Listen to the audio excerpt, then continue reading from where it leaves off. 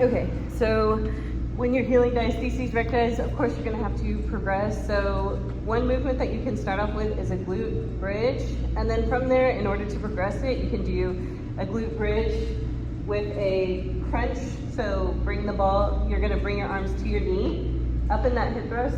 So you're gonna go inhale down, full extension, exhale, crunch up. Inhale down, keep the core connected, exhale, crunch. Biggest thing here is when you do lift up, you don't want your hips to open up, like wobble to the side as you're bringing the knee up.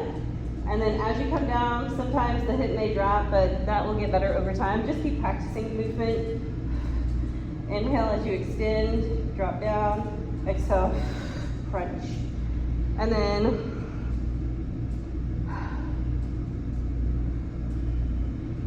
we're gonna do, so in order to progress, you reverse crunch. So if you are on a journey healing that diastasis recti or just getting your core strong, you're gonna start off normally in just a regular reverse crunch. If you want to add more abdominal contraction and connection, what you can do is add a ball. You're gonna hold it in between your legs here. And the biggest thing to do is work with your breath. So you're gonna inhale with the top of the belly. As you go down, exhale, crunch up and have everything contract. The biggest thing here is that when you come down, you keep your back connected to the floor. You can see that hip shift. You don't want those hips to be rolling on the floor. Inhale at the top. Inhale as you go down. Exhale as you come up. And these are just ways to progress in your workouts. So if you're somebody that has like a reverse crunch or a glute bridge programmed into your program already, this is a way to level it up. Same movement, just adding something different to it.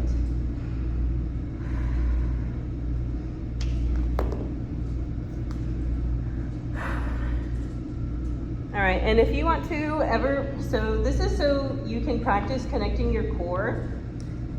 When you're on the floor, what you can do is you're gonna go ahead, bring your knees up. You're gonna go ahead and tuck in those hips, and you're gonna be able to have a very neutral spine here. You're gonna inhale with your belly, top of the belly here. This is called diaphragmatic breathing. Exhale, contract the core in. You can do this standing if you'd like, but I feel like it's easier to feel the movement when you're on the floor. And you can actually visually see me contracting. Inhale at the top, exhale, contract everything down.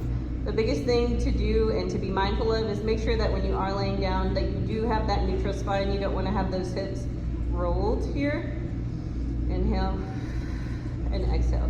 So this is something that you can practice at home or even before a workout, just to practice that diaphragmatic breathing and also the core connection. And then once you want to level up, you can definitely sit, keep the pelvis neutral, breathe in, exhale, contract.